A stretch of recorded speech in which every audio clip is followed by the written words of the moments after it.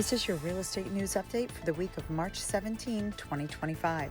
The Federal Reserve just announced it's slowing its Treasury rolloffs. Translation, less selling of government bonds, which helps stabilize long-term rates. No rate cuts yet, but this decision takes some pressure off mortgage rates, which are now a bit lower than they were in December. The Fed is signaling patience, but the market is already pricing in cuts later this year. The Department of Justice clapped back at misleading claims that it had softened its stance on the controversial Clear Cooperation policy. They made it clear they're still actively investigating MLS practices. Despite being one of the most problematic, unpopular, and imbalanced policies in NAR history, NAR continues to stall on a final decision. We're now being told to expect an update in the coming weeks, but if NAR doubles down, they could be exposing brokerages and realtors to even more legal risk. Meanwhile, agents on the ground are largely ignoring the rule, as the association's once strict enforcers seem to have lost steam in policing CCP dissenters.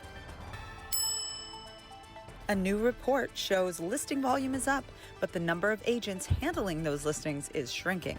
With nearly 100,000 realtors gone since 2022, the market is consolidating around full-time professionals. Top agents are pulling ahead, and for part-timers or newer agents, it's getting harder to compete without a clear value proposition.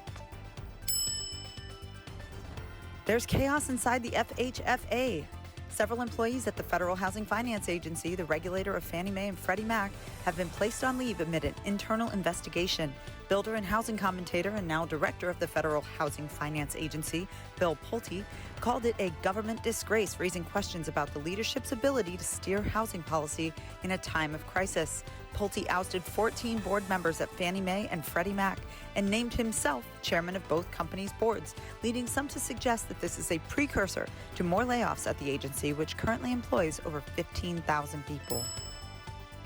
Developer and former mayoral candidate Rick Caruso is saying he does not support a new recall campaign against current mayor of Los Angeles, Karen Bass, who is being recalled for her poor handling of the wildfire situation.